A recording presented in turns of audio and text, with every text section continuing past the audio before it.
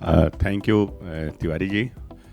मेरे सभी सम्मानित एनजीओ से आए हुए सभी सम्मानित गण और पंचायत विभाग से आए हुए सभी कार्मिक, सबका मैं महिला एवं बाल विकास की तरफ से आपका हार्दिक स्वागत और अभिनंदन करता हूं। हम लोगों को 2 टॉपिक दिए गए हैं, बाल हितैषी और महिला हितैषी पर बात करनी है। देखिए, आप लोग एज ए मास्टर ट्रेनर के रूप में जब आप लोग अपने अपने जनपद में जाएंगे और वहाँ पर अपने पंचायत में आपको काम करना है, इसमें बाल हितैषी गांव की बात हम करते हैं तो हम उन ग्राम पंचायतों की बात कर रहे हैं जिनमें अधिकांश जो जनता है इस समय जो आर्थिक रूप से कहीं ना कहीं कमज़ोर है, उनके लिए ही हम काम कर रहे हैं। मेन हमारा जो फोकस होगा वो बच्चे कैसे हैं, वो बच्चे आर्थिक रूप से उनके परिवार के जो माता पिता हैं वो कहीं ना कहीं कमज़ोर हैं। कुछ परिवार बहुत अच्छा है, उनके पास तो और भी संसाधन हैं, लेकिन ऐसे परिवार जिनके बच्चे प्राथमिक विद्यालयों में पढ़ते हैं, आंगनबाड़ी केंद्र में पढ़ते हैं, या फिर कुछ और भी अगर सोसाइटी की कोई व्यवस्था है तो वहाँ वो बच्चे पढ़ते हैं, हमें फोकस उस पर करना है। आज भी लगभग 60 से 65% के बच्चे जो हैं, जो आबादी है उसके बच्चे अभी ग्रामीण अंचल में ही वो अपनी शिक्षण की व्यवस्था ले रहे हैं और वहाँ पर उनके लिए क्या क्या चीज़ें ग्राम पंचायत लेवल पर होनी चाहिए उस पर हम लोग थोड़ी सी प्रकाश डालेंगे। नेक्स्ट, ऐसी ग्राम पंचायत जहाँ ग्रामवासी और बच्चे बाल अधिकारों के प्रति जागरूक और संवेदनशील हो। अब कैसे जागरूक होंगे? पहले तो अपनी पंचायत, जो पंचायत है, जिस पंचायत में जो हमारे घर हैं वहाँ के लोग कैसे हैं, उनके लिए हम लोग क्या व्यवस्था कर सकते हैं पंचायत के स्तर पर। इसमें प्रधान जी, उनके वार्ड्स मेंबर और उस ग्राम सभा के जितने भी सम्मानित लोग हैं उनके साथ जो है नियमित बैठकें हों। बैठकों में ये हम देख सकते हैं कि हमारे गांव में बच्चों के लिए क्या क्या व्यवस्थाएं हैं, क्या बच्चों के खेलने की जगह है, बच्चों की शिक्षा के लिए प्रॉपर व्यवस्था है। तो ये सारी चीज़ें बच्चों के लिए जो आंगनबाड़ी केंद्र हैं, उनमें आंगनबाड़ी केंद्र में बच्चे जाते हैं और उन बच्चों को वहाँ पर प्रॉपर कैसे ट्रीट किया जा रहा है, आंगनबाड़ी किस तरह की, कितनी एजुकेटेड है, ये भी पंचायतों का। आप लोग जानते हैं कि 73वां संविधान संशोधन जो हुआ था जिसमें पंचायतों को काफ़ी अधिकार दिए गए थे, तो हम लोग 2005 में 2006 में इस पर हम लोग चमोली में हमारे डीडीओ साहब थे SS बिस साहब, और हम दोनों लोग एज ए मास्टर ट्रेनर के रूप में हम लोग ATI नैनीताल से ट्रेनिंग भी लिया था कि पंचायतों को कैसे सुदृढ़ करें। ये उसी का एक पार्ट है। तो हम अगर जो बाल हितैषी जो हमारा आज का टॉपिक है, इसमें देख सकते हैं कि जो हमारे बच्चे हैं, जो बच्चे पैदा हो रहे हैं या पैदा होने की पहले की स्थिति है, तो क्या उस माता को, जो गर्भवती माता है, उसके लिए हमने क्या क्या व्यवस्थाएं वहाँ पर कर रखी है। जैसे ANM सेंटर है कि नहीं है, ANM वहाँ रेगुलर रहती है कि नहीं रहती है, क्या हमारे जितनी भी गर्भवती माताएं हैं, प्रेग्नेंट लेडीज़ हैं, क्या उनका 3 बार हेल्थ चेकअप हुआ है अथवा नहीं हुआ है, क्या उनके 2 टेटनस के टीके लगे हैं कि अथवा नहीं लगा है, प्रसव की अपने यहाँ की क्या व्यवस्था है। तो इसके एक रिकॉर्ड भी रखना बहुत ज़रूरी होता है। तो इसमें ये सारी चीज़ें इसमें आपकी जोड़ेंगी। आपको संवेदनशील होना पड़ेगा, पंचायतों को संवेदनशील होना पड़ेगा। पंचायतें कैसे संवेदनशील होंगी? तो उसमें एक तो बैठकें हों, बैठकों में बच्चों को भी उसमें पार्टिसिपेट करने का मौका दें। जो बच्चे उसमें पार्टिसिपेट करना चाहते हैं, बच्चे जैसे हम हैं और हम कभी क्रिकेट नहीं खेले, तो मैं क्रिकेट के बारे में बहुत अच्छी चीज़ नहीं बता सकते। अगर हमारा कोई 14 साल 15 साल का बच्चा है, वो क्रिकेट खेलता है, तो उसको मालूम है कि छक्का क्या होता है, चौका क्या होता है, 2 रन क्या होता है, सिंगल रन क्या होता है, लेग स्पिनर क्या होता है, स्पिनर क्या होता है, फास्ट बॉलर क्या होता है, तो वो बच्चा बताएगा। तो उसकी भी भागीदारी इसमें लेनी है, तो इसको भी हमें ध्यान देना है। और इसके बाद नेक्स्ट,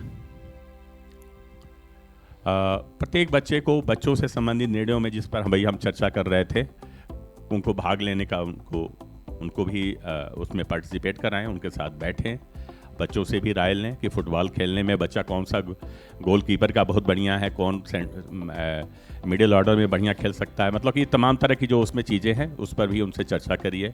अब बच्चे को फुटबॉल की ज़रूरत है, आपके पास प्ले ग्राउंड है, कोई खेलने का एक मैदान है, मगर आपके पास बॉल नहीं है, तो इसके पास पंचायतें जो है अपने संसाधनों से ये कर सकती हैं। आपको एक उदाहरण मैं देना चाहूँगा। 2010, 11, 12 में हमें हरिद्वार में सेवा करने का मौका मिला था। वहाँ के पंचायत के जितने भी हमारे सम्मानित प्रधान जी लोग थे, उनके साथ हम लोगों ने बैठकें की। मुझे 1200 पंखे और 1200 कुकर जो है निःशुल्क मिले थे। तो हम लोग बहुत ऐसा काम कर सकते हैं जिसमें पैसे की आवश्यकता नहीं है। यही चीज़ आपको उनको बताना है।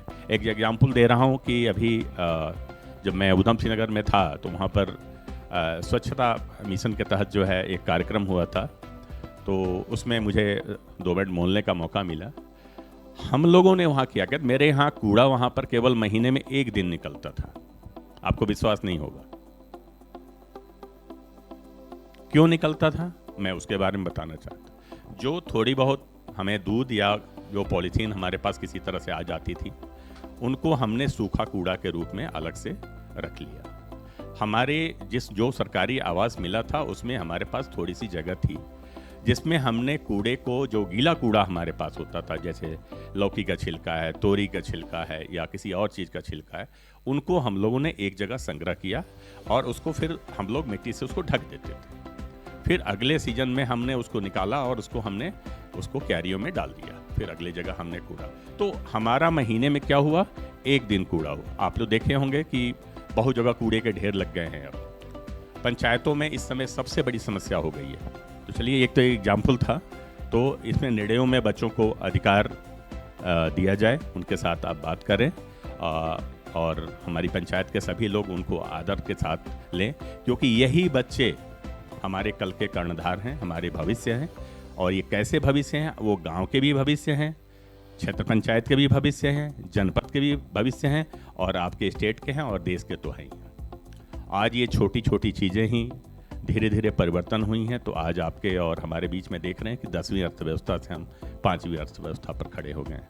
हमारा टारगेट है कि 27 में हम तीसरी अर्थव्यवस्था बने, ऐसे ही हम लोग बनेंगे। नेक्स्ट, अब देखिए, इसमें ग्राम पंचायत और समस्त ग्राम स्तरीय संस्थाएं बच्चों से संबंधित समस्त मुद्दों तक पहुंच सुनिश्चित करते हुए एक कार्य योजना बनाएंगे और उसको क्रियान्वित करेंगे। अब कार्य योजना कैसे बनेगी? पंचायत की बैठकें होती हैं, उन बैठकों, जरूरी नहीं है कि जो फिक्स है कि इस महीने में पंचायत की बैठक होनी, उसके अलावा भी पंचायतों की बैठक की जा सकती है। ये चीज़ें आपको उन तक पहुंचानी है।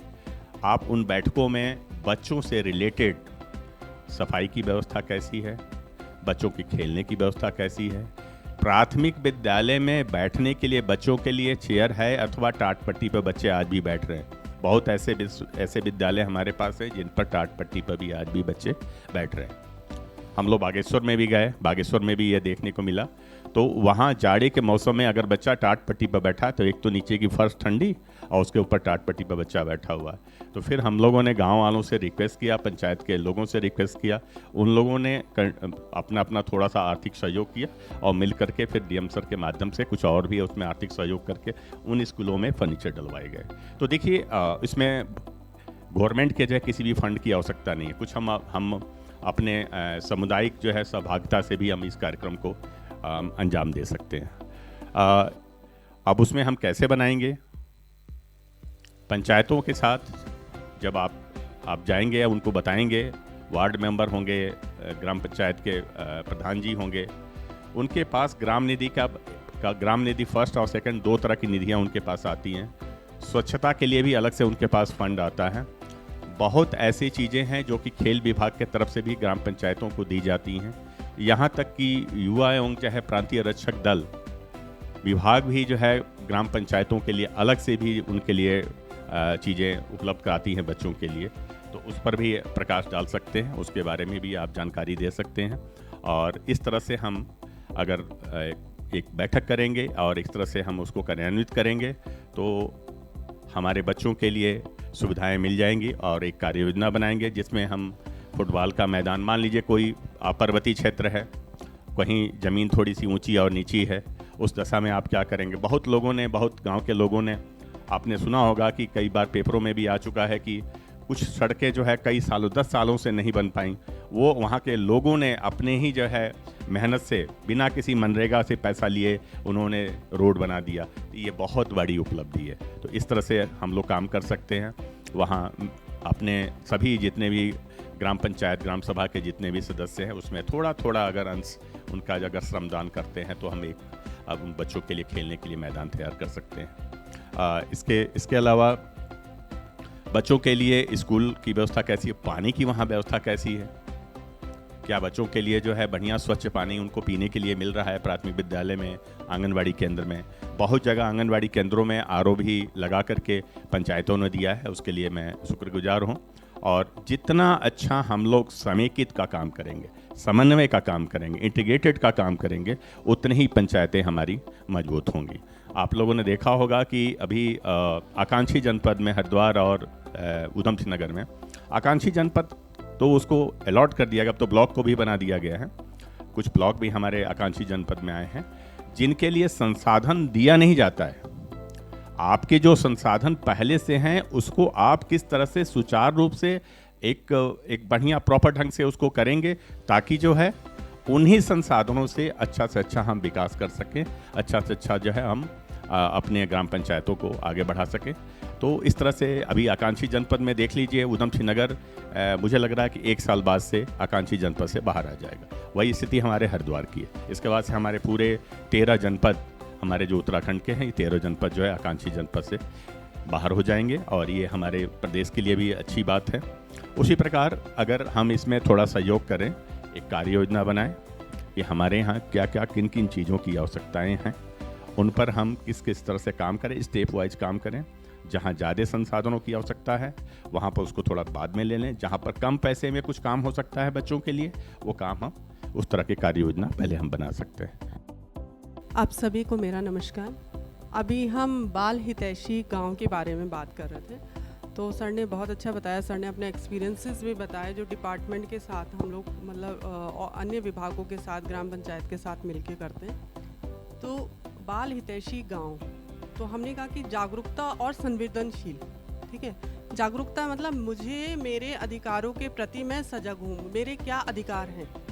तो गांव का प्रत्येक बच्चा और ग्रामवासी अपने अधिकारों के प्रति अगर सजग हैं और उसके साथ साथ बाल अधिकारों के प्रति भी सजग हैं, तो ऐसे गांव जो बच्चों के प्रति सजग हैं, जागरूक हैं, उनके अधिकारों को मानते हैं और अपनाते हैं, तो वही गांव बाल हितैषी गांव में कन्वर्ट हो सकते हैं। और इसमें हम लोग थोड़ा आगे बढ़ेंगे कि ऐसे ग्राम पंचायतें जो बाल अधिकारों को अपनाती हैं और उनका समर्थन भी करती हैं। जैसे हमने कई ग्राम पंचायतों के बारे में सुना होगा कि इवन मैंने अपनी पर्सनल उसमें भी देखा है। मैं विकासनगर में पोस्टेड थी और बहुत सारे गांव ऐसे थे जहां पे आज भी बाल विवाह होते हैं, जहां आज भी ड्रॉप आउट्स बालिकाएं होती हैं। हम लोगों ने उनका एडमिशन कराया, बहुत सारे बाल विवाह रुकवाए। तो मतलब कहीं ना कहीं ऐसा है कि जो कोऑर्डिनेशन है, कन्वर्जेंस है आपस में, विभागीय समन्वय या ग्राम पंचायतों के साथ विभागों का या स्कूल्स के साथ विभागों का, कहीं ना कहीं कुछ लैक हो रहा है उसमें। इसका मतलब हम इन अधिकारों को नहीं मानते। अगर मानते और हम सजग रहते तो क्या मतलब हमारे गांव इस और उन्मुख होते? क्या हमारे गांव में फिर बच्चों से संबंधित जो ये हिंसाएं हो रही हैं, आज भी चाइल्ड ट्रैफिकिंग की केसेस बहुत सारे आते हैं और महिला ट्रैफिकिंग के केसेस भी आते हैं, तो इसका मतलब हम कहीं ना कहीं पीछे हटे हैं, ठीक है। और ये जो चीज़ें होती हैं वो मतलब किसी न किसी रूप में विकास को अवरुद्ध करती हैं। आप में से मैक्सिमम लोग ये जानते होंगे कि विकास का सबसे बड़ा पर्याय होता है कि संपूर्ण शिक्षा, एक बच्चे को संपूर्ण शिक्षा मिले। तो जब हमारे बच्चे मतलब स्कूलों में ड्रॉप आउट हो रहे हैं, वो बच्चे अगर जा भी रहे हैं तो सिर्फ नाम मात्र के लिए जा रहे हैं, अच्छा एनवायरनमेंट नहीं है, खेलकूद नहीं है बच्चों के लिए, पर्याप्त भोजन नहीं है, ठीक है। अगर वो बीमार होते हैं तो उनके लिए स्वास्थ्य सेवाएं नहीं है भरपूर, तो ऐसे में क्या है, हमारा क्या होगा, विकास अवरुद्ध होगा। और जब एक बच्चे का जो हमारा भविष्य है आगे चल के, वही हमारे समाज का भविष्य, जब उसका विकास अवरुद्ध होगा तो धीरे धीरे हमारे पूरे समाज का विकास अवरुद्ध होता है। आज हम कितना भी कहें कि नहीं हम विकासशील से हम विकसित भारत की तरफ जा रहे हैं, पर कैसा विकसित भारत, आज भी हम लोग लोग चांद पे पहुंच गए और बड़ी बड़ी बातें करते हैं, इंडस्ट्रीज लगाते हैं, और आज भी हम बाल विवाह, बाल यौन शोषण और ऐसे मुद्दों से आज भी जूझ रहे हैं। तो ऐसे में कैसे हम विकास को प्राप्त करेंगे? तो सर्वाइवल, ऐसा एनवायरनमेंट जिसमें हम सर्वाइव कर सकें, हम, हमारे बच्चे, हम, मैं आज भी कहीं ना कहीं आज जो हम हैं वो परछाई है जो हमने बचपन में देखा है। आप हमेशा देखिए कि कोई भी महिला पुरुष कोई भी है कि अभी कल क्या घटना घटी हो सकता है, अब मैं आप में से कहीं को पूछूं, लेकिन बचपन की घटना कहीं हमारे साथ ऐसी घटी होती है, हमें एज इट इज़ याद रहती है। तो बाल मन को हम तो सोचते हैं ना, बच्चा है, दिमाग, अरे छोटा बच्चा है, इसको क्या पता, और हम क्या करते हैं, हम उसकी भी उसके सामने कुछ भी कर लेते हैं। इवन जो बाल यौन शोषण है, वो इसी का एक पहलू है कि बच्चे को क्या पता चल रहा है मैं क्या कर रहा हूँ इसके साथ, है ना। और धीरे धीरे, क्योंकि उसका जो दिमाग है ना वो बिल्कुल अभी कोरे पे पन्नी की तरह है, हम जो लिखेंगे वो छपता जाएगा, और वो ऐसा छपेगा, उसकी स्याही इतनी क्या कहते हैं कि बिल्कुल वाटर प्रूफ, और जो भी आप कहते हैं ना समय टाइम प्रूफ है, वो कभी मिटने वाली नहीं है।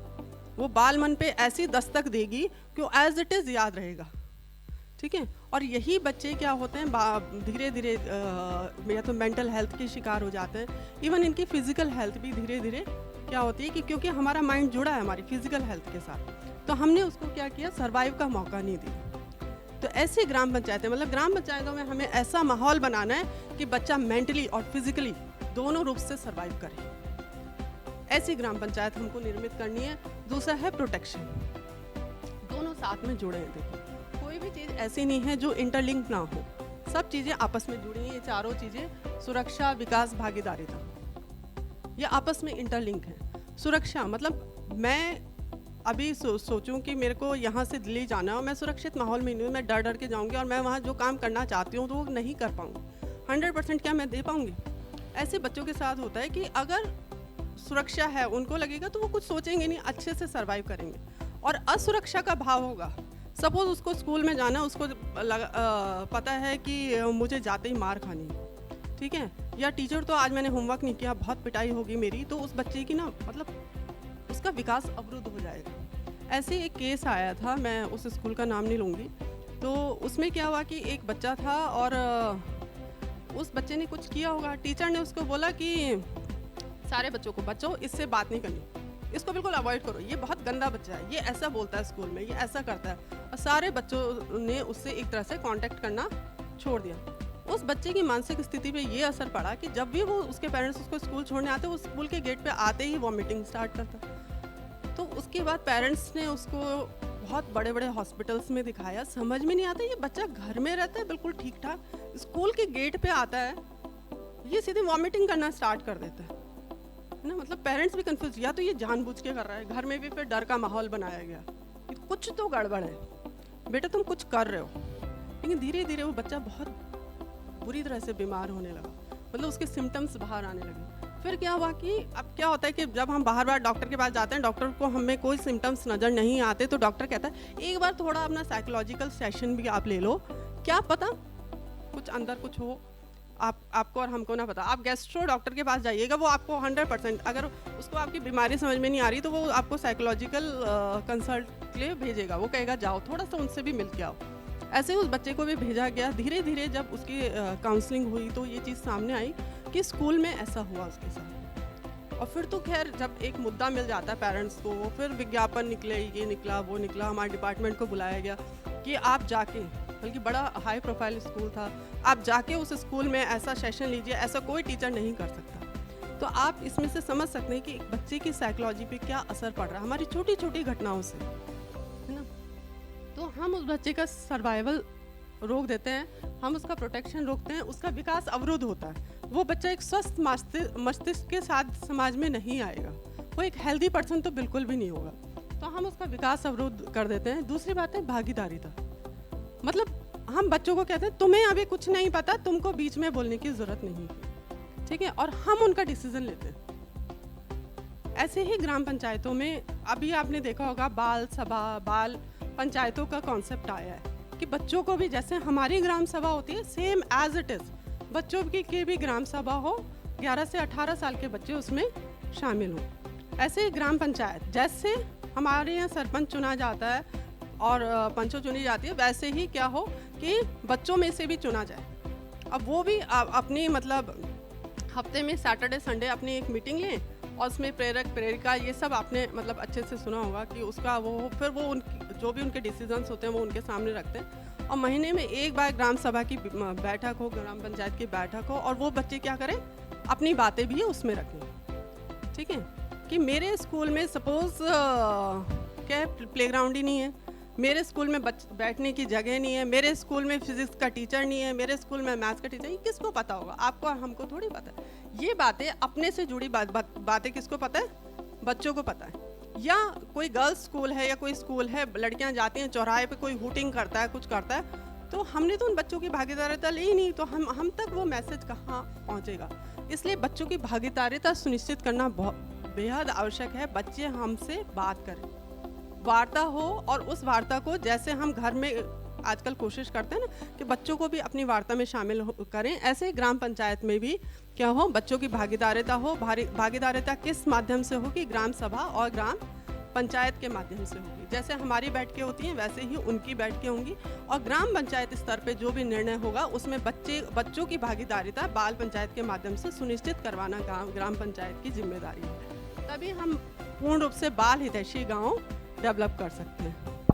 नेक्स्ट अब है कि संविधान, हमारे संविधान ने भी क्या हुआ, 29 विषय महिला एवं बालकों पे दिए, बच्चों पे दिए। तो इसका मतलब ये इतने इम्पॉर्टेंट इशू है जिसको हम इग्नोर करते हैं। महिला अधिकारों को, महिला विकास को, बाल विकास को जो हम इग्नोर करते हैं, संविधान भी कहता है it is very essential for us. ठीक है, और उसमें से 11 विषय टोटली हमारे महिलाओं और बच्चों से सीधे जुड़े हैं। कुछ क्या होंगे ना, जैसे हम बोलेंगे कि सब पर्यावरण का अधिकार है, सबको एजुकेशन का अधिकार, मतलब इनडायरेक्ट वे में भी कुछ अधिकार हमारे ऐसे होते हैं जो जुड़े हैं, लेकिन 11 विषय मतलब सीधे बिल्कुल हमारी महिलाओं और बच्चों से जुड़े हैं। उसमें सबसे इम्पॉर्टेंट है हमारा ये दो, मतलब हो सकता है इसमें से कुछ छूट गए हों, फिर भी मुझे जितना समझ में आया मैंने उसको मेंशन किया है। शिक्षा का अधिकार, हमारे गाँव में 3 से 6 वर्ष का बच्चा आंगनवाड़ी सेंटर में जाता है, और आजकल तो शहरी क्षेत्रों में गए हैं, बहुत सारे नर्सरी स्कूल्स खुले हैं, तो 2.5 साल से भी बच्चे वहाँ जा रहे हैं। फिर उससे आगे हम प्राइमरी स्कूल में भेजते हैं, तो बच्चा पूर्ण प्राइमरी पूर्ण करे। उसके बाद क्या है कि बच्चा 12th तक अच्छे से एजुकेशन ले, और हर गांव में क्योंकि उच्च शिक्षा पॉसिबल नहीं है तो बच्चे उसके लिए बाहर जाते हैं, लेकिन कम से कम हमारी जो बेसिक शिक्षा है वो पूर्ण मतलब उस बच्चे का अधिकार है। तो इसीलिए संविधान ने भी उसको राइट टू एजुकेशन के तहत मेंशन किया है कि जब बच्चे को समस्त बच्चों को शिक्षा लेने का पूर्ण अधिकार है, लेकिन शिक्षा की व्यवस्था कैसी हो तो वो ग्राम पंचायत की जिम्मेदारी। शिक्षा का अधिकार है, टीचर दे दिए, सब कुछ है, लेकिन स्कूल में स्वच्छ टॉयलेट नहीं है, पेयजल नहीं है, ठीक है, और बच्चों को बैठने की व्यवस्था अच्छी नहीं है, बहुत गर्मी है, बच्चों के लिए फ़ैन नहीं है, मतलब कई ऐसा है चीज़ें हैं। तो वो किसकी जिम्मेदारी है? पंचायत की जिम्मेदारी है, क्योंकि कई विभाग हैं, जैसे हम महिला एवं बाल विकास हैं, ऐसे शिक्षा विभाग है, अन्य विभाग है, कौन से फंड उनमें ऐसे आ रहे हैं जो हम अपनी ग्राम पंचायत को अच्छा बना सकते हैं। शिक्षा विभाग में कौन से फंड ऐसे आए हैं जो हम जिससे हम अपना जो स्कूल का एटमॉस्फेयर है या आंगनवाड़ी का एटमॉस्फेयर है वो अच्छा कर सकते हैं। मैंने यहाँ तक देखा है, मैं जब आंगनवाड़ी सेंटर्स में जाती थी, बहुत ठंड का मौसम, आपको पता है हमारा तो उत्तराखंड पूरा ही मतलब ऐसा है कि 6 महीने लगभग यहाँ ठंड पड़ती है, और बच्चे बहुत बारीक बारीक दरियों में बैठे हैं, है ना। हम मतलब मैं उनको खुद आंगनवाड़ी वर्कर्स को कहती थी, मैम आई नहीं, विभाग ने 2 साल से नहीं दी। मैंने कहा आप विभाग पे इतने ज़्यादा क्यों डिपेंड होते हो? अगर ये आपका घर होता और आपके बच्चे यहाँ बैठे होते, क्या आप मतलब ऐसी दरियों में मतलब बैठने देते अपने बच्चों को? अब तो खुद हम लोग पोषण की बात करते हैं, हम स्वास्थ्य की बात करते हैं, और हम अपने बच्चों को सीधे इतने छोटे बच्चे को जो 3 से 6 वर्ष के बच्चे हैं हम ऐसे बिठाए, इन बच्चों ने यहीं से बीमारियां पकड़नी है, बीमारी पकड़ी है, फिर ये क्या है कुपोषण के दुष्चक्र में फंसेंगे और हम कहेंगे हमारी तो कोई जिम्मेदारी नहीं थी। तो मतलब बेसिक नीड्स, वो सबसे बेसिक नीड है कि कैसा एटमॉस्फेयर हम दें। हम सपोज हमने बहुत अच्छा स्कूल बनाया है, स्वच्छ पेयजल नहीं है, ठीक है, और हमारी जो बालिकाएं जाती हैं उनके लिए पैड्स नहीं है स्कूल में, पैड्स हैं लेकिन डिस्पोज करने के लिए कुछ नहीं है, खुले में वो जाते हैं, उससे कई बीमारियां हमको होती हैं क्योंकि पैड्स को डिस्पोज होने में बहुत टाइम लगता है। तो छोटी छोटी चीज़ें हैं, लेकिन हम लोग तो बात ही नहीं करते इन टॉपिक्स पे। आप खुद ही देखिए कितनी जगह ऐसे बात होती है कि जो हम पैड पे बात करेंगे खुलेआम की, यार बच्चे को तो कहीं भी पीरियड्स हो सकते हैं, महिलाओं को कहीं भी पीरियड्स हो सकते हैं, कि क्या व्यवस्था है हमारे ग्राम पंचायत में ऐसे बच्चों के लिए, ठीक है। लेकिन हमें क्या है, हम कहते हैं ये टॉपिक बात वाला नहीं होता, इसको छुपा के रखना, ठीक है, ठीक है। उसका जो वेस्ट हुआ उसको डिस्पोज करने का हम बहुत सारे अभी आप सॉलिड वेस्ट मैनेजमेंट और दिस एंड दैट करते हैं, तो क्या हम जो पैड्स हैं या जो हमारे माहवारी से निकला जो वेस्ट है उसको डिस्पोज करने की क्या बात करते हैं? क्या होती है ग्राम पंचायत लोगों, मतलब मैंने तो देखा है हम आदमी बूढ़ा हो जाता है लेकिन ऐसे टॉपिक्स पे बात ही नहीं होती है, ठीक है, जबकि वो सबसे खतरनाक है। आप देखिए गांव में क्या होता है, अगर ऐसी चीज़ें पड़ी हों, गांव में क्या शहरों में भी जानवर उसको टच करते हैं, कुत्ते बिल्ली उसको खाते हैं, ठीक है। आजकल तो गायें भी बेचारी ऐसी घूमती रहती है, हो सकता है वो उसके कांटेक्ट में आए और इन ब्लड 5 मिनट बाहर रह जाए तो वो स्मेल करने लग जाता है धीरे धीरे। तो आप सोचिए कि वो कितना खतरा होगा कि जब ऐसे पैड्स बाहर पड़े रहते हैं, ऐसी चीज़ें बाहर पड़ी रहती हैं, वो हमारे एनवायरनमेंट को किस हद तक गंदा करती हैं, तो हम लोग उस पर बात ही नहीं करते हैं। तो ऐसे ही शिक्षा मतलब सबसे इम्पॉर्टेंट, फिर है साफ स्वच्छ पेयजल। ऐसे बहुत सारे बच्चे हमारे हिंदुस्तान में डायरिया से मरते हैं और आज भी गांव में और उसमें मतलब डायरिया से बच्चा मर रहा है, तो ये मतलब आप सोचो कि हम कितने विकसित हैं कि डायरिया जैसी छोटी बीमारी से बच्चों की डेथ हो रही है। तो ऐसे में साफ पेयजल मतलब उसका अधिकार है, ये आप छीन नहीं सकते, उसको राइट है उसका, ठीक है। स्वास्थ्य, हमारे यहाँ बहुत सारे बच्चे ऐसे होते हैं, हम लोग कुपोषण पे बात करते हैं, बहुत अच्छी फैमिलीज़ भी आप देखेंगे कि मतलब फादर मदर बहुत स्वस्थ हैं, बच्चा बहुत कमज़ोर है, या प्री मैच्योर बेबी हो रहा है, या महिला के स्वास्थ्य में कोई बहुत सारी दिक्कतें होती हैं। ऐसा क्यों होता है? क्योंकि हम कभी भी महिला प्रेग्नेंट हो जाती है और उसके पोस्ट प्रेगनेंसी होती है, हम ऐसे इश्यूज़ पे बात ही नहीं करते। हम प्रेगनेंसी पे खुल के बात नहीं करते, क्या उसको खाना है, क्या उसको एक्सरसाइज करनी है, कैसे उसका चेकअप होगा, कैसा उसका टीकाकरण होगा, हम लोग उस पर बात ही नहीं करते हैं, ठीक है। वो एक हेल्दी बेबी कैसे कंसीव करेगी और कैसे उसको डिलीवर करेगी, इस टॉपिक पे बात नहीं होती। उसके बाद क्या होता है कि ब्रेस्ट फीडिंग पे हम लोग बात नहीं करते। महिलाओं के सामने सबसे बड़ी समस्या क्या आती है? Breast feeding. जितनी भी महिलाओं ने बच्चों को जन्म दिया होगा, मेरे ख्याल से वो मेरी प्रॉब्लम समझ होंगे, है ना।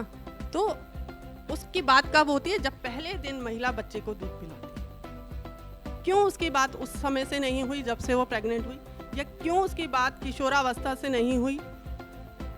हम लोग कभी ऐसे टॉपिक्स पे बात नहीं करते। फिर क्या कहा जाता है, वो जब अपनी प्रॉब्लम्स बताना स्टार्ट करती है, मैं नहीं पिला पा रही हूँ, देखो मुझे ये पेन हो रहा है, मुझे ये दिक्कत हो रही है, लेकिन सबने तो झेला है, मैंने भी झेला है, मेरी सास ने भी झेला, उसकी सास ने भी झेला, मेरी माँ ने भी झेला, सबने झेला, कोई बात नहीं, 1 महीने में सब ठीक हो जाएगा। तो हम समस्याओं का ये सॉल्यूशन बताते हैं किसी को कि सबने झेला है, आप भी झेलो, ठीक है।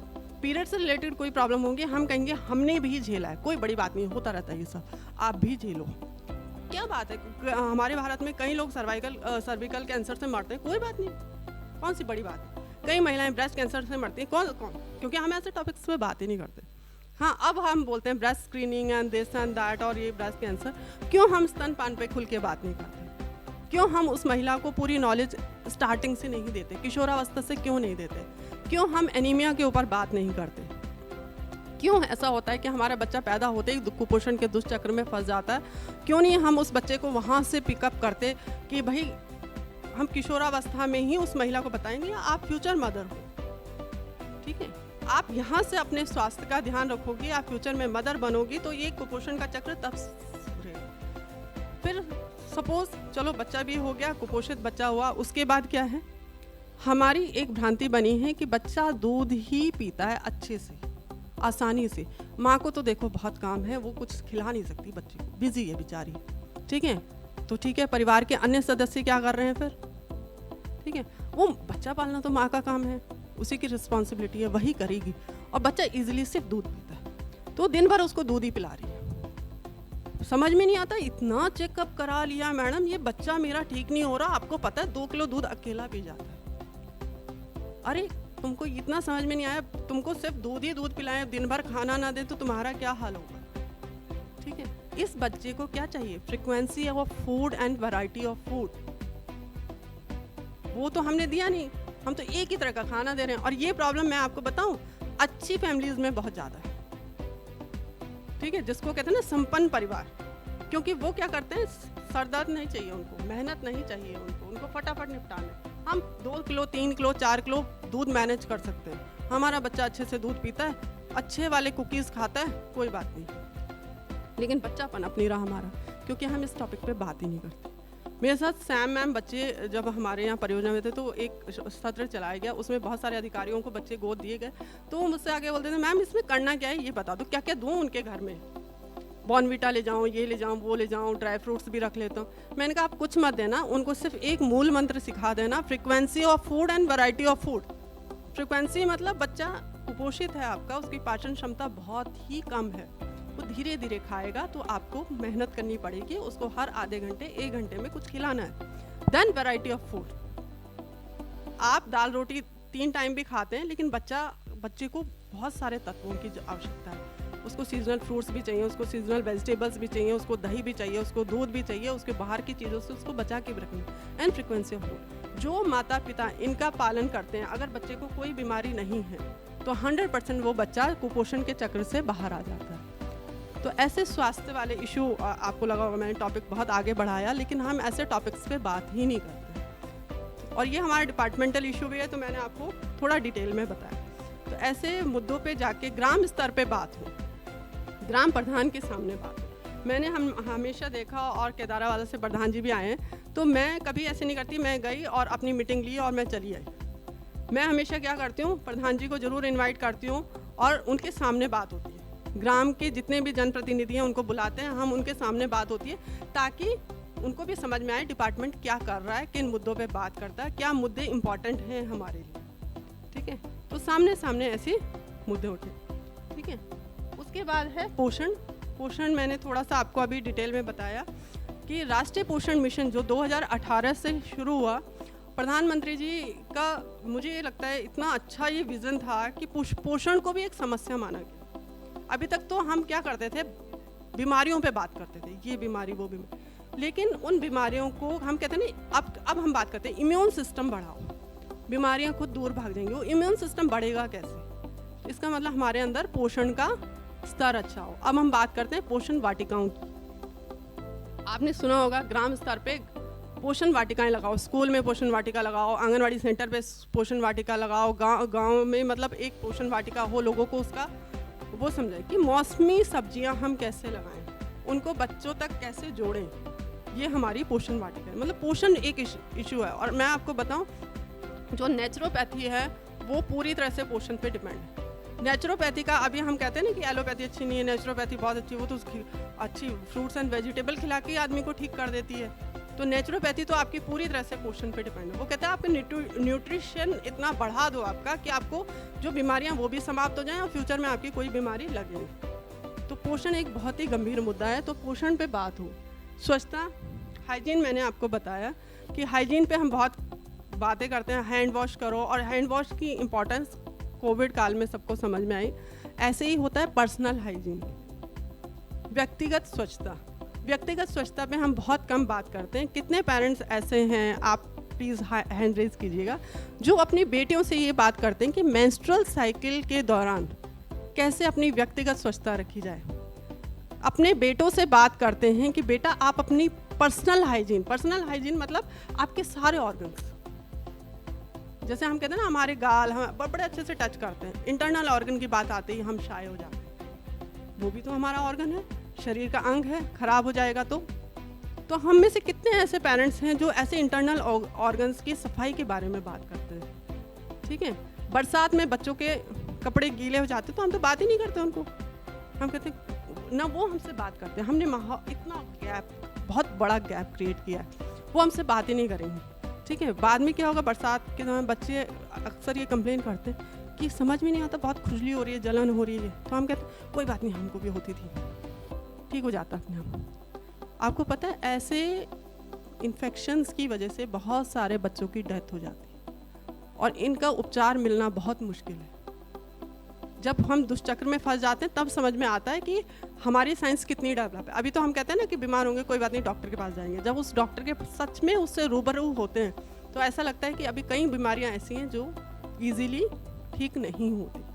तो आप में से हाथ उठा सकते हैं कितने लोग खुल के बात करते हैं अपने बच्चों से इन विषयों पे कि पर्सनल हाइजीन कैसे मेंटेन की जाए।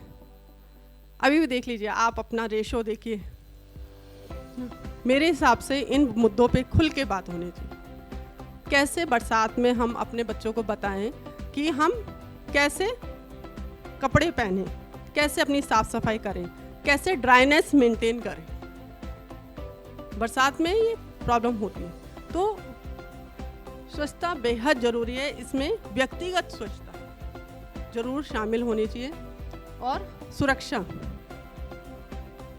सुरक्षा मुझे लगता है कि सब लोग इससे वाकिफ़ होंगे। तो हम लोग आगे चलते हैं। सुरक्षा में बाल सुरक्षा बहुत इम्पॉर्टेंट है। बाल यौन सुरक्षा और सुरक्षा मतलब किसी भी प्रकार का डर, चाहे टीचर से हो, पेरेंट्स से हो, ठीक है, या कोई फिज़िकल उसके अंदर अब्यूज़ का डर हो, किसी भी प्रकार का डर, उससे सुरक्षित माहौल हम कैसे अपने बच्चों को प्रदान करें, तो ये भी पंचायत में डिस्कस होना चाहिए, ठीक है। फिर है खेल।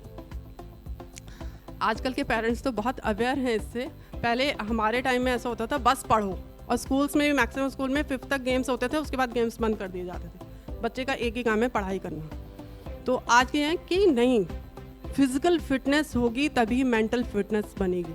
बच्चा बीमार रहने लगेगा तो मेंटली कैसे स्ट्रांग बनेगा, ठीक है।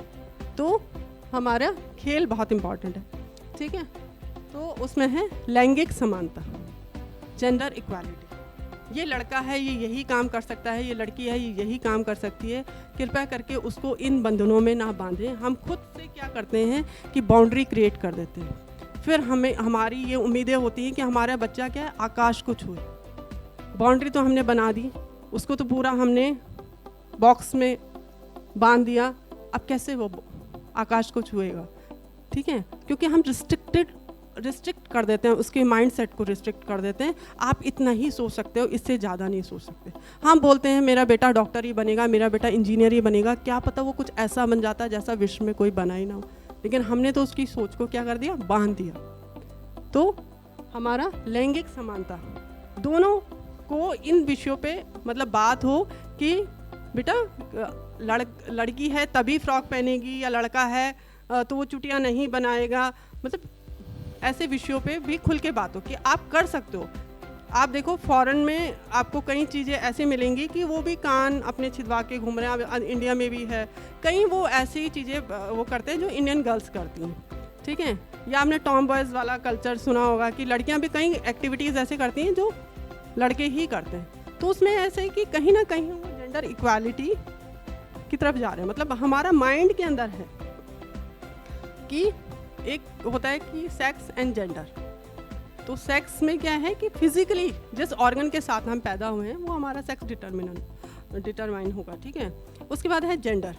जेंडर मतलब मेंटली मैं क्या सोचती हूँ, या हमारा समाज मेरी भूमिका के बारे में क्या सोचता है, वो है जेंडर, ठीक है। तो लैंगिक समानता के विषयों पर गाँव में बात हो।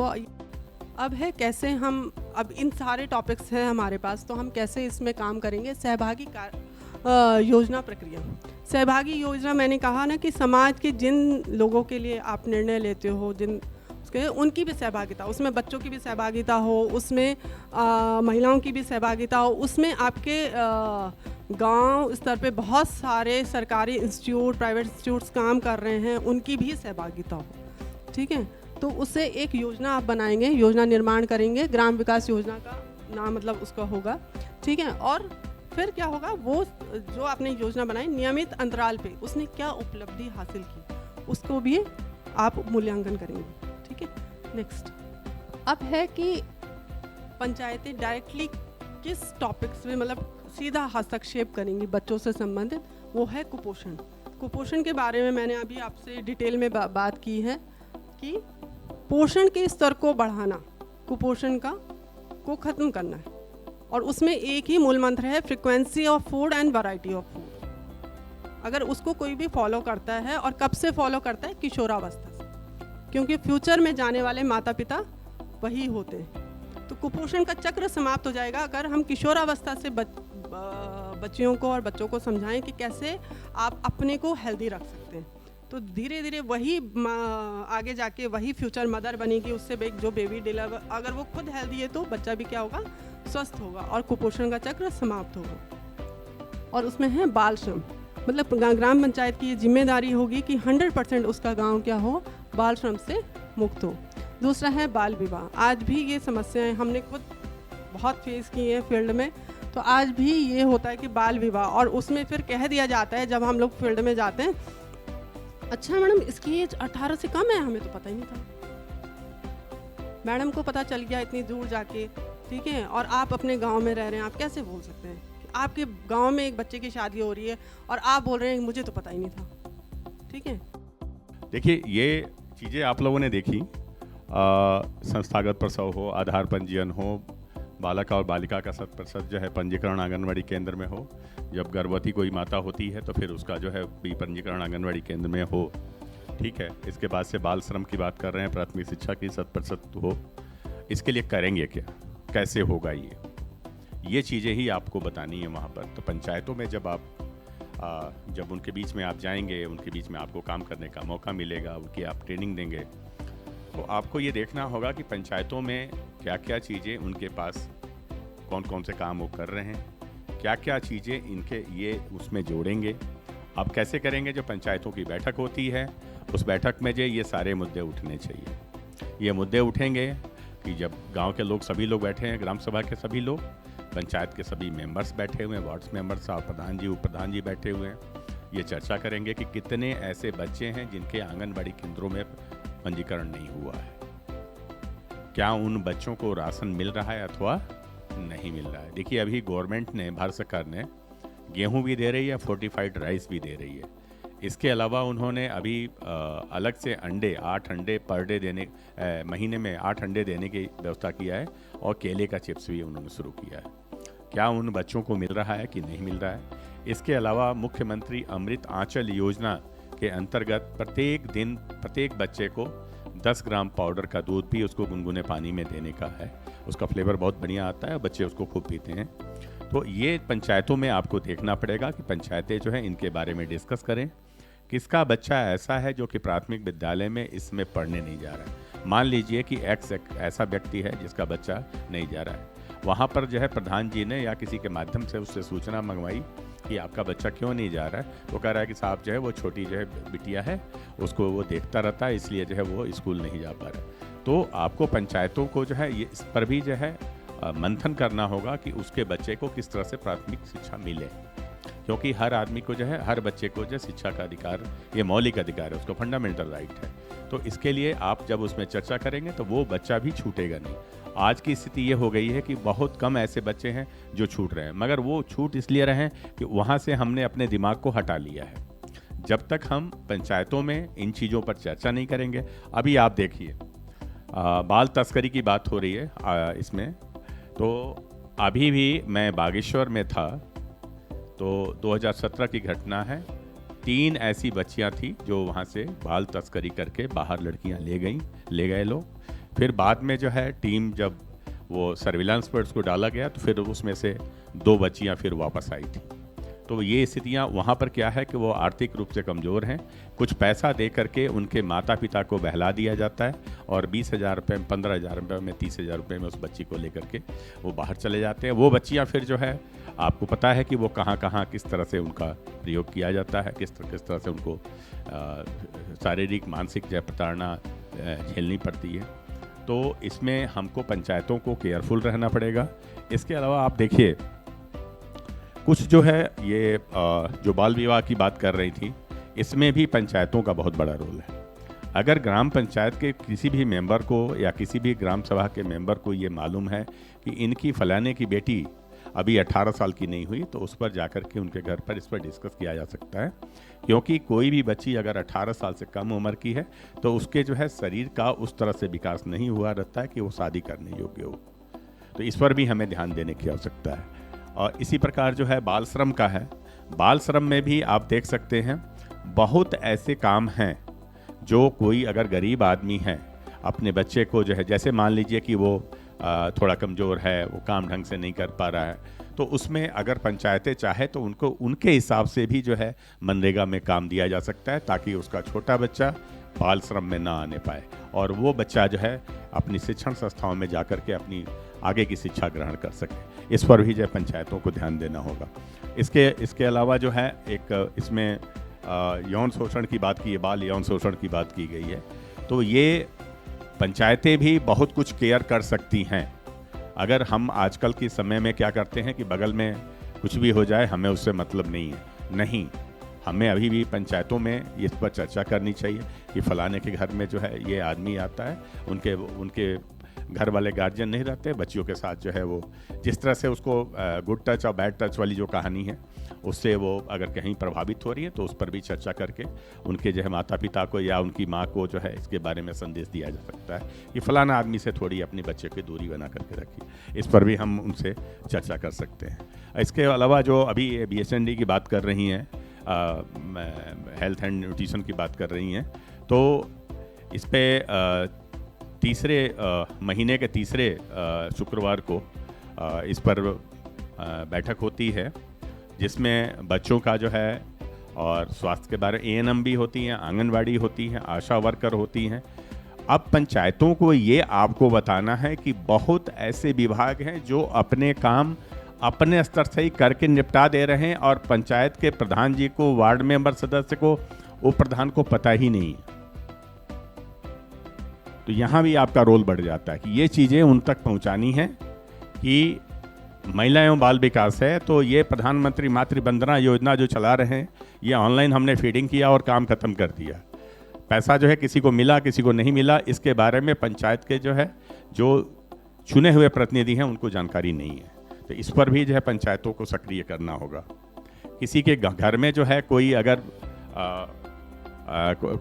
कोई बच्चा ऐसा है जो मतलब कि उसके घर में खाने की व्यवस्था अच्छी नहीं है या वो कुपोषण का शिकार है, उसमें भी पंचायतें मदद कर सकती हैं। मान लीजिए कि किसी अगर ऐसी अपने में 10 लोग गांव के लोग अगर चर्चा कर रहे हैं, किसी घर में पपीता है, अमरूद है या तमाम तरह की चीज़ें हैं, वो भी हम लोग एक अपने पड़ोसी के रूप में भी उसका सहयोग कर सकते हैं और उनको जो है न्यूट्रिशन उनके बच्चों को हम लोग दे सकते हैं। तो इस पर जो है पंचायतों को अपने में बैठ करके जब तक वो डिस्कस नहीं करेंगी, क्योंकि पंचायत के अंतर्गत पंचायत के जो प्रधान जी हैं, जो उसके वार्ड मेंबर हैं, जो उप प्रधान जी हैं, उनके ही अंतर्गत हमारा महिला एवं बाल विकास है, महिला कल्याण भी है, ग्राम्य विकास भी है, स्वास्थ्य विभाग भी है, पशुपालन भी है और जितने भी और विभाग है जो पंचायत के स्तर पर काम करते हैं, सब उसी से कहीं ना कहीं जुड़े हैं। एज ए मास्टर के रूप में, अगर लीडर के रूप में कहें तो वो हमारी ग्राम पंचायत ही है, जो पंचायत विभाग जिसको गवर्न करता है। तो बहुत बहुत धन्यवाद आप लोगों को। नेक्स्ट आप बताइए मैडम। Thank you sir. स्वच्छ पेयजल पे भी हम लोग डिस्कस कर चुके हैं। ये ऐसी व्यवस्थाएं हैं, मतलब जैसे पंचायतों को क्या सुनिश्चित किया, मतलब जो 100% हमारे गांव में होना चाहिए, तो वो है स्कूल, आंगनवाड़ी केंद्र, ANM सेंटर पर स्वच्छ पेयजल तथा शौचालय, साफ शौचालय। ये हमारा अधिकार है, महिला एवं बच्चों दोनों का अधिकार है।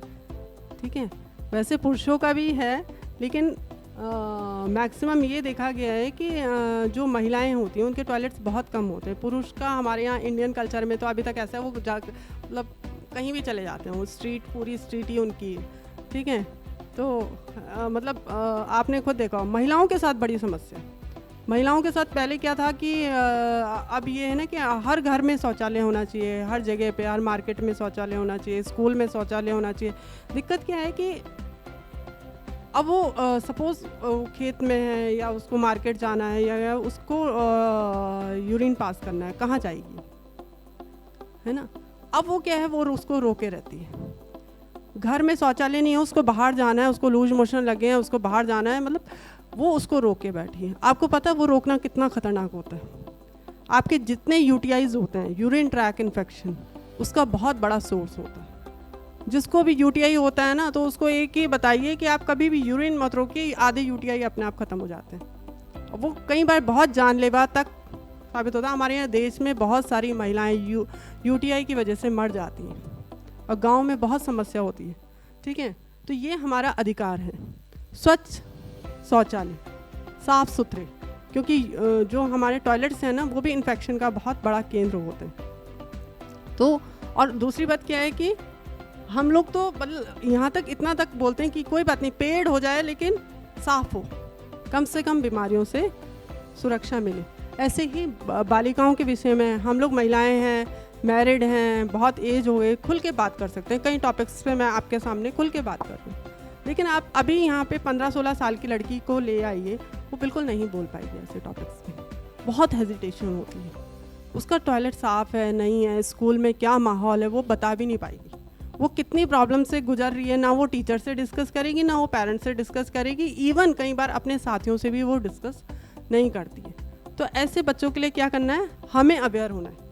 हमारे बच्चों के लिए साफ़ पेयजल है कि नहीं है, साफ़ टॉयलेट्स हैं कि नहीं है, उसको क्या नीड है इस समय, वो फैसिलिटीज़ वहाँ मेंस्ट्रुअल जो पैड्स हैं वो अवेलेबल हैं कि नहीं है, ये थोड़ा सा हम लोग आपस में डिस्कस करेंगे। और इसमें ग्राम पंचायत लेवल पे भी ये टॉपिक्स हमारे डिस्कस होने चाहिए।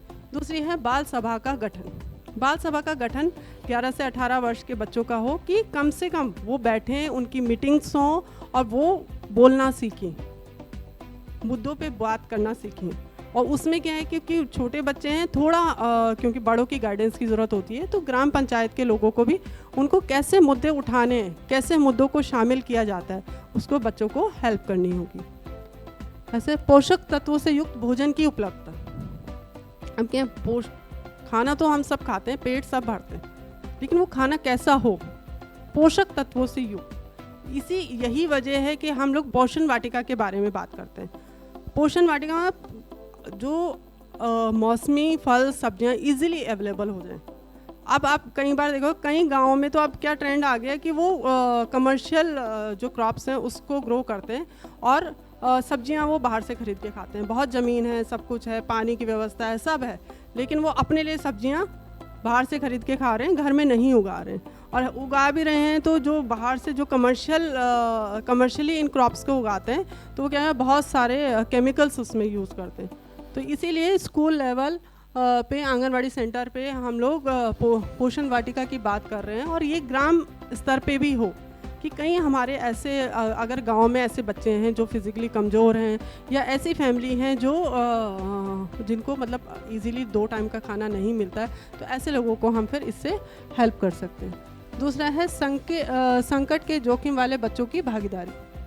गुणवत्ता युक्त शिक्षा, मतलब शिक्षा हो, स्कूल तो बच्चा जा रहा है, पढ़ रहा है या नहीं पढ़ रहा है, क्या पढ़ाया जा रहा है, इसमें भी पंचायत का हस्तक्षेप जरूरी है।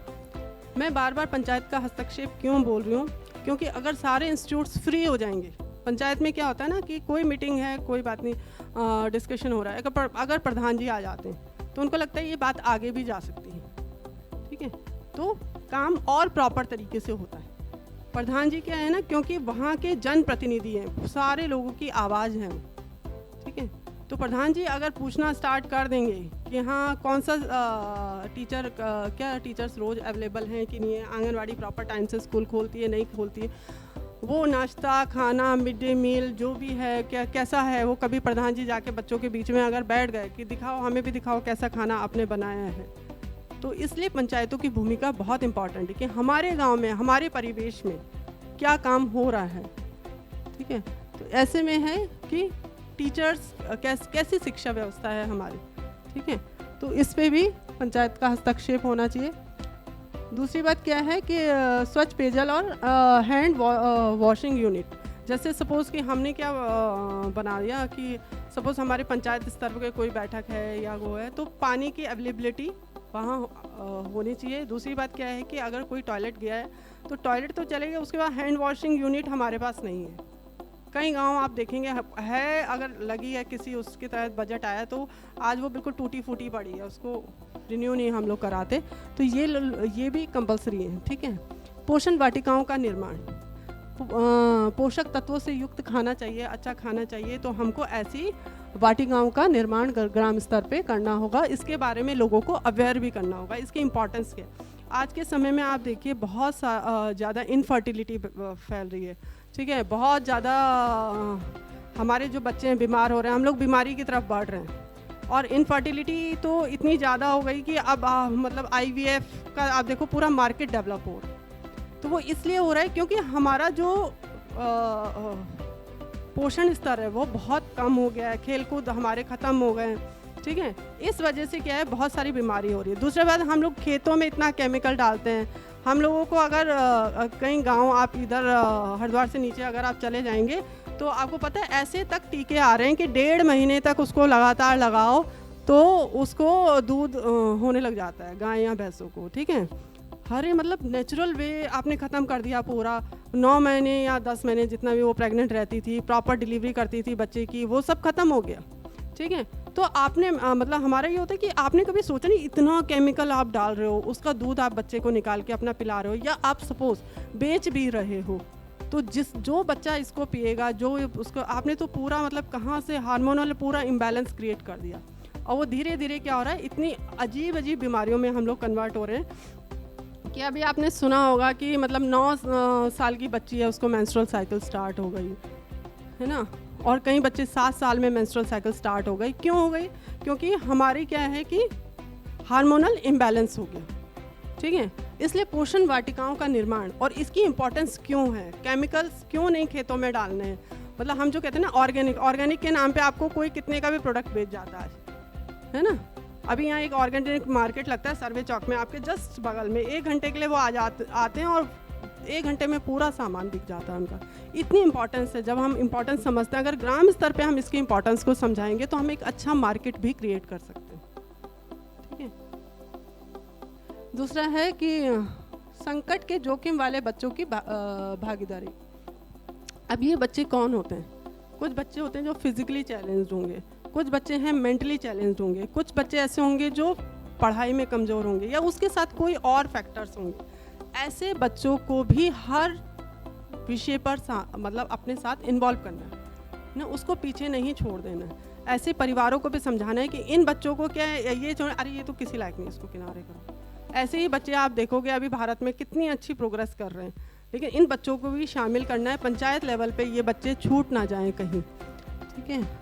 समाज के कमज़ोर वर्ग के बच्चों को अतिरिक्त शैक्षिक सहायता या प्रशिक्षण उपलब्ध कराना। कई बच्चे ऐसे होते हैं कि भाई उनको एक बार में समझ में नहीं आता, 2 बार में समझ में नहीं आता, स्कूल में पता चला कि वो नहीं कर पा रहा, ट्यूशन पढ़ना वो मतलब अफोर्ड नहीं कर पा रहा है। तो ऐसे बच्चों के लिए क्या है कि पंचायत स्तर पे कई ऐसे होंगे, आपके गांव लेवल पे बहुत सारे रिटायर्ड लोग होंगे जो पढ़ाना चाहते हैं, या कई ऐसे बच्चे होंगे मतलब जो अच्छा हायर एजुकेशन उन्होंने पढ़ी, वो अपना 1-2 घंटा दे सकते हैं। तो ऐसे आपस में बात करके भी इन प्रॉब्लम्स को सॉल्यूशन निकाला जा सकता है।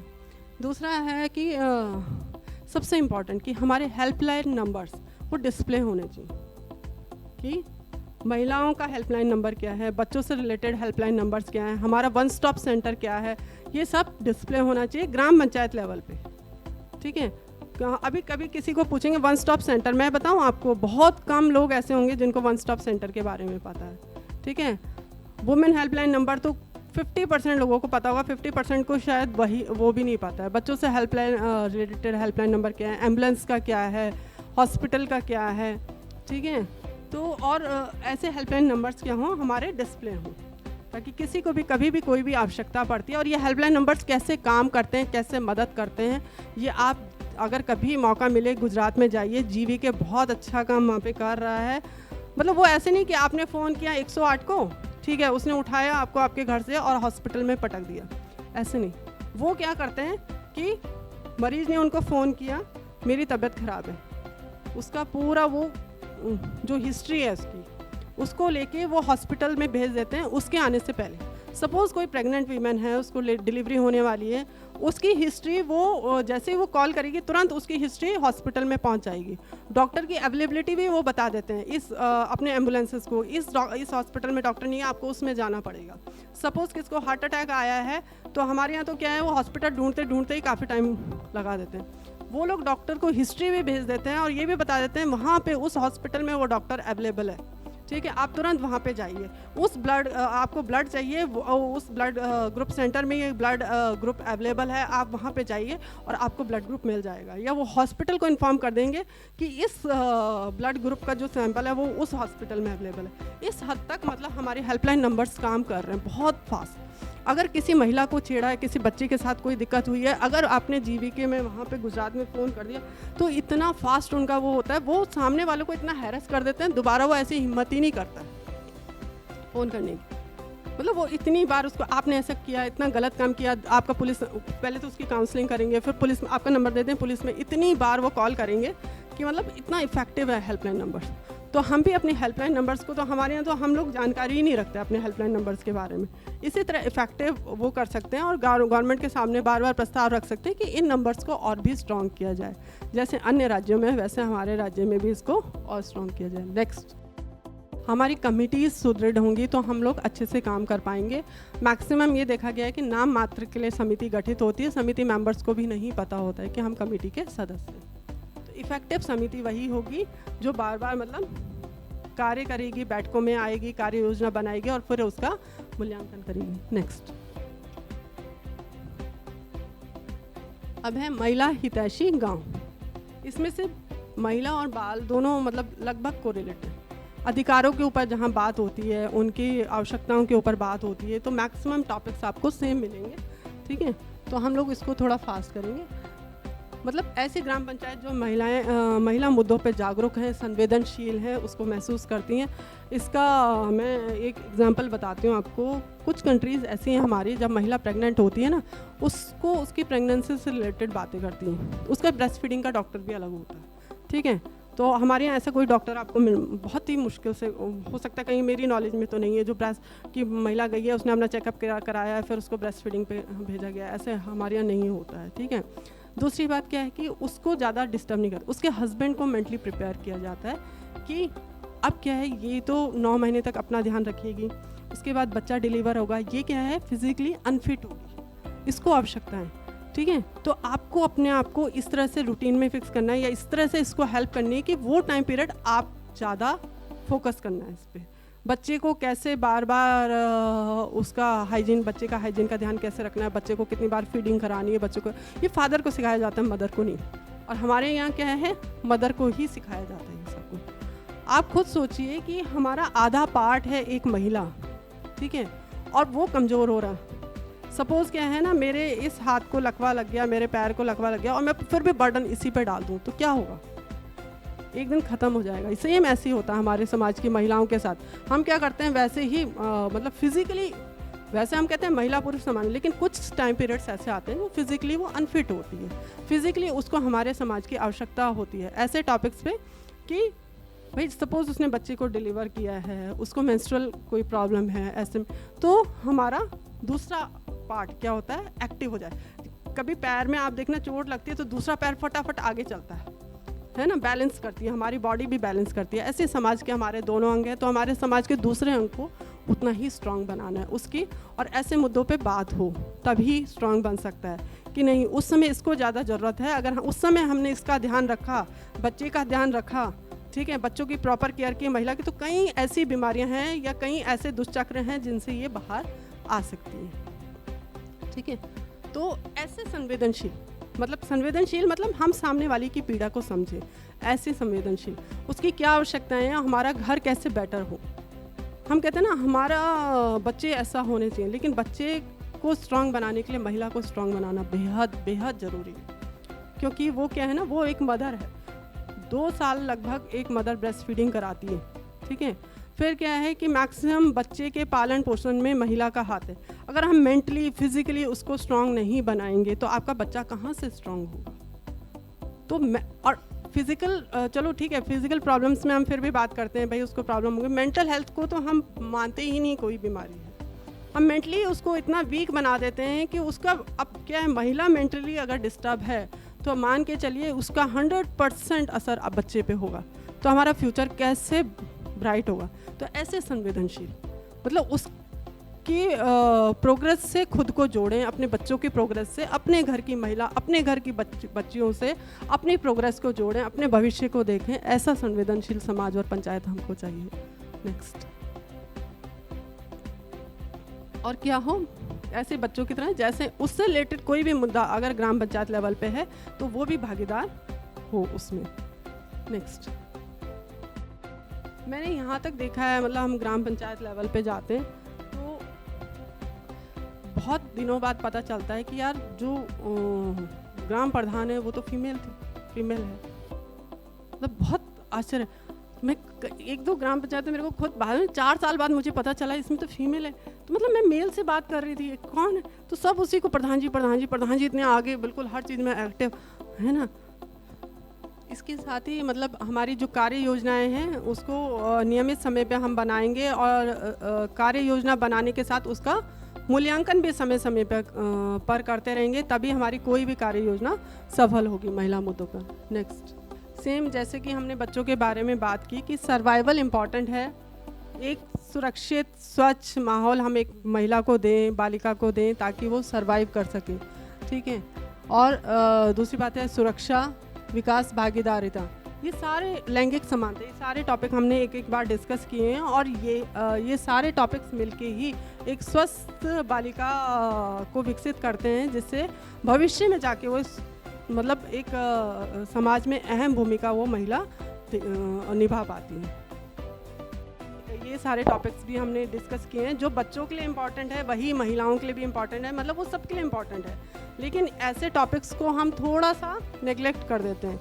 तो ये टॉपिक्स हमारे यहाँ शिक्षा, साफ पेयजल, स्वास्थ्य, पोषण, स्वच्छता, सुरक्षा, लैंगिक समानता। पंचायत जैसे क्या होता है कि सभी विभागों के साथ, एक तो जैसे हमारी VHSND जो बैठक होती है उसमें मैक्सिमम जो आंगनवाड़ी वर्कर, आशा वर्कर, ये सब लोग स्कूल इसमें शामिल होता है। तो ऐसे टॉपिक्स पे उस समय डिस्कशन हो सकता है, कार्य योजना बन सकती है उसमें, आगे फ्यूचर में वो कैसे काम करेगी ये। दूसरा होता है कि जो महिला एवं बाल विकास CB एक्टिविटी आयोजित करता है, ये महीने में 2 दिन होती है, महीने की 14 तारीख और 22 तारीख को।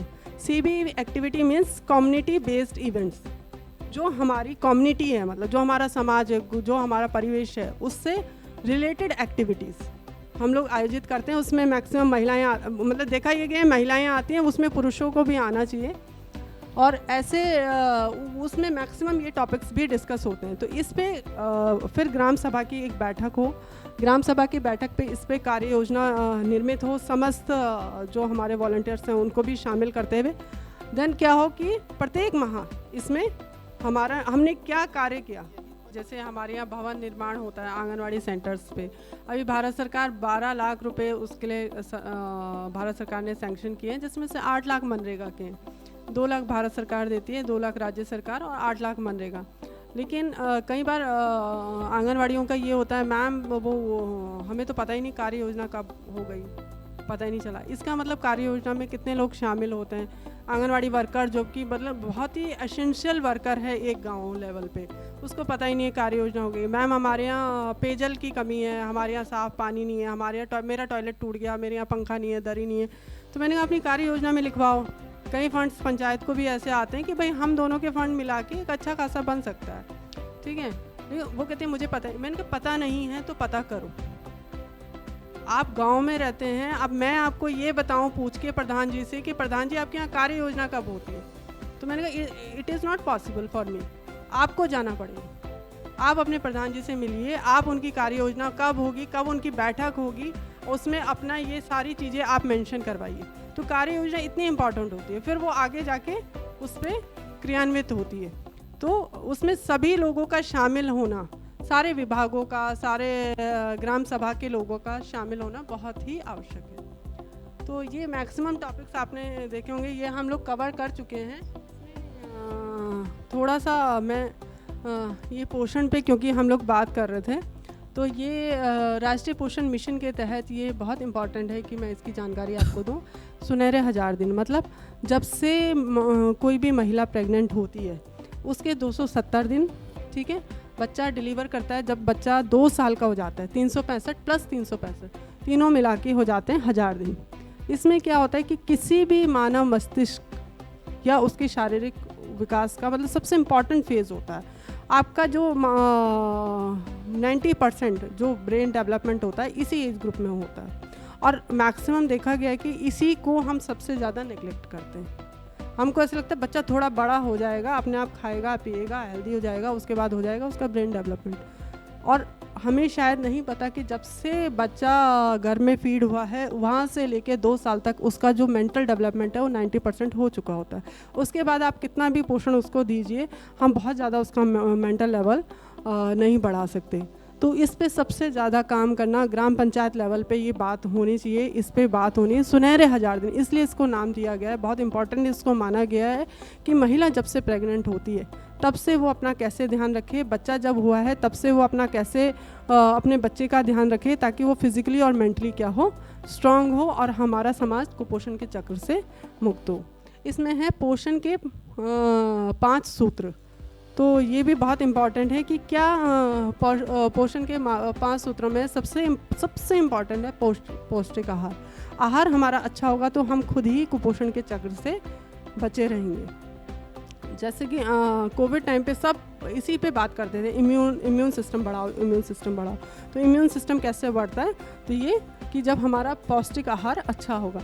दूसरा है एनीमिया की रोकथाम, मतलब एनीमिया पे बात हो, ब्लड हमारे हीमोग्लोबिन अच्छा होगा तो हमारा पौष्टिक जो हमारी फिज़िकल हेल्थ है वो बहुत अच्छी होगी। दूसरा है डायरिया प्रबंधन। डायरिया पे भी अभी हमने बात की कि हमारे भारत में आज भी कई बच्चे डायरिया जैसी छोटी बीमारी से जिनकी डेथ हो जाती है, ठीक है।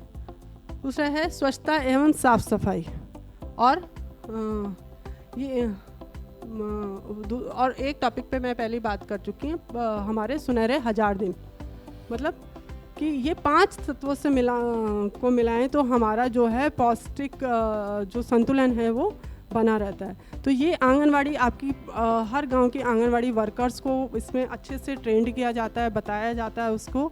और आप अपने गांव में जब भी आपकी बैठकें होती हैं तो वो आप राष्ट्रीय पोषण मिशन और आंगनवाड़ी की सर्विसेज पे उससे बात कर सकते हैं। अभी मैं अपने सर से अनुरोध करूँगी थोड़ा विभागीय योजनाओं पे बहुत शॉर्ट में थोड़ा वो करेंगे। ICDS की कुछ स्कीमें हैं जो आप तो जैसे देख रहे होंगे। इसके अंतर्गत 0 से लेकर 6 वर्ष के बच्चे, गर्भवती माताएं, धात्री माताएं के पोषण के संबंध में स्वास्थ्य को सुनिश्चित करने हेतु आंगनबाड़ी केंद्रों पर 6 प्रकार की सेवाएं इनको प्रदान की जाती हैं। इसके अलावा इसमें जो है दूसरा आपका है पोषण अभियान, जिसमें हमारे अभी जो सुनहरे 1000 दिन की एनीमिया प्रबंधन, डायरिया प्रबंधन, पौष्टिक आहार, इस पर बात किया गया। मेन आपको बताना ही है प्रधानमंत्री मातृ वंदना योजना, इस पर हम लोग को चर्चा करनी है। ये ऑनलाइन जो है फॉर्म भरे जाते हैं।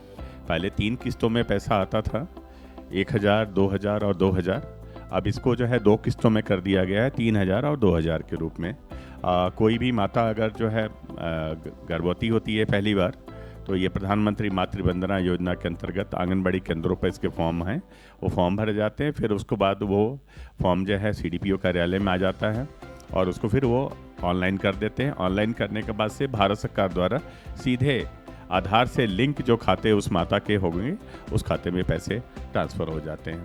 इसी प्रकार जो है ये राष्ट्रीय महिला हेल्पलाइन की योजना है, जिसमें योजना अंतर्गत हिंसा, अपराध, दुर्व्यवहार से पीड़ित महिलाओं को विशेष परिस्थितियों में उपयुक्त सहायता हेतु 24x7 टोल फ्री हेल्पलाइन पर जो है 181 पर संचालित हमारी योजना का जो है उसके माध्यम से उनको सहायता मिलती है।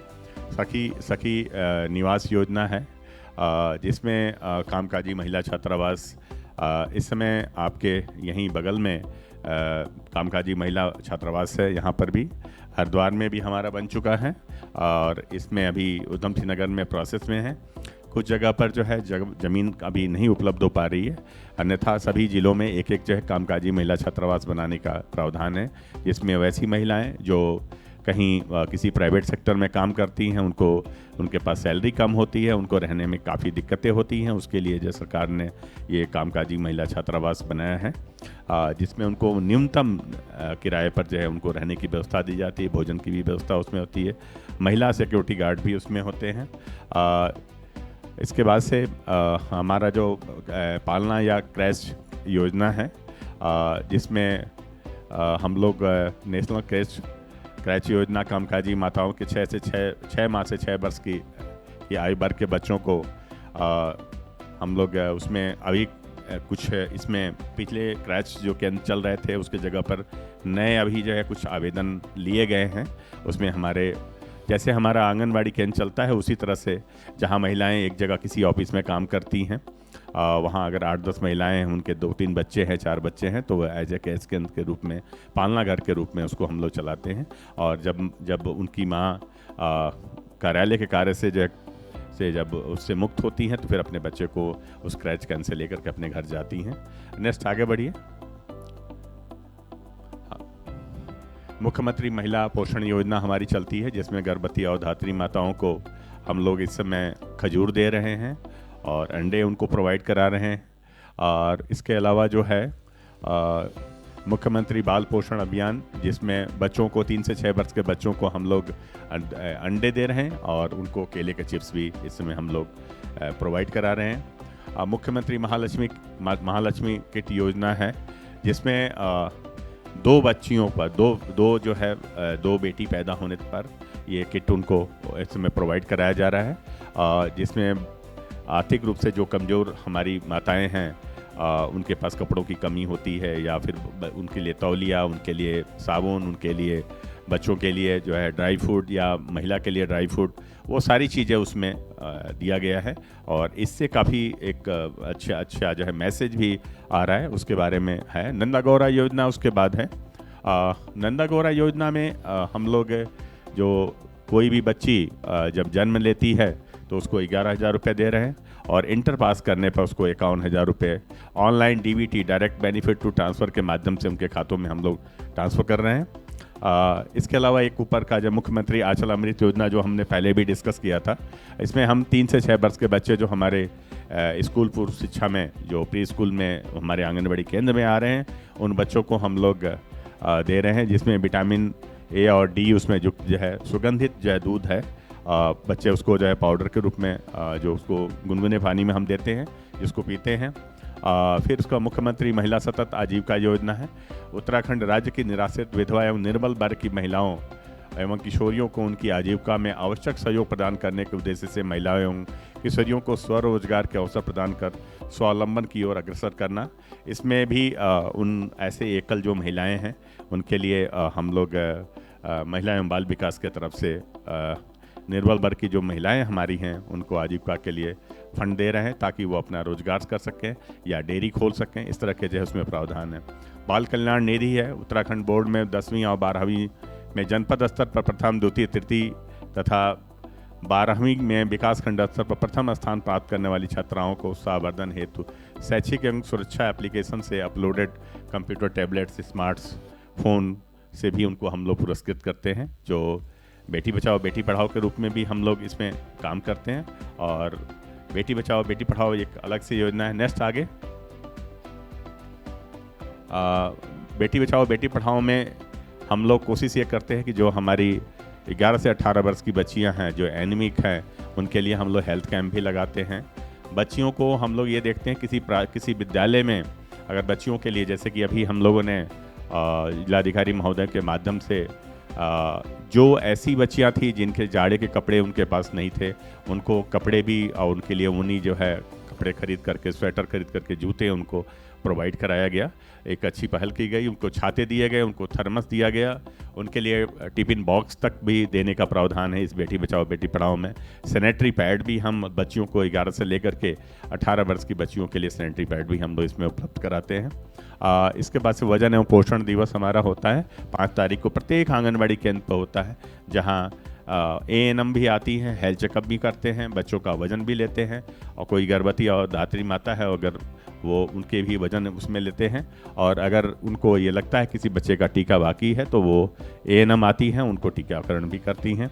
अन्नप्राशन और जो गोद भराई कार्यक्रम हमारे यहाँ चलते रहते हैं, जिसमें 250 रुपये का ये भारत सरकार की बहुत अच्छी स्कीम है, जिसके अंतर्गत हम लोग बच्चों का सामूहिक रूप से एक जगह एक कार्यक्रम करते हैं। कार्यक्रम में जो है उनका अन्नप्राशन का हम लोग रखते हैं, जिसमें उनके लिए एक थाली, एक गिलास, एक कटोरी, एक चम्मच और खीर जो है बना करके बच्चे का हम लोग, जब उसका बच्चा जब 6 महीने से ऊपर का हो जाता है तो उसको अन्नप्राशन करते हैं। गोद भराई पी के पीछे जो है हमारे जो 16 संस्कार हैं उसमें से एक संस्कार आपका गोद भराई संस्कार भी है। इससे ये होता है कि एक हमारा बच्चा इस दुनिया में जो आने वाला है उसके प्रति हम खुशी का इजहार करते हैं, और ये हमारी परंपरा वैदिक काल से चली आ रही है। इसको भारत सरकार ने महिला एवं बाल विकास के माध्यम से प्रचार प्रसार करते हैं कि बाकी महिला को भी एक सम्मान मिले, और हमारे जो हम दोनों के बीच में जब तीसरा जो बच्चा हमारे बीच में आ रहा है वो भी जो है इस संसार में जब आ रहा है तो उसके लिए हम खुशी बनाएं। तो ये कार्यक्रम भी हम लोग करते हैं। स्वास्थ्य जांच का हमारा है। इसके अलावा पोषण माह एवं जो है पोषण पखवाड़ा भी हम मनाते हैं।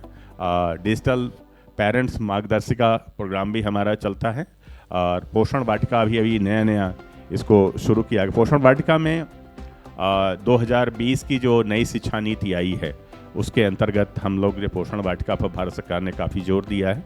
शिक्षा विभाग के साथ हम लोग मिल करके इस समय नियर अबाउट 10,000 गाँवों में हम लोग आंगनबाड़ी केंद्रों पर हम लोग पोषण वाटिका का कार्यक्रम इस समय संचालित कर रहे हैं।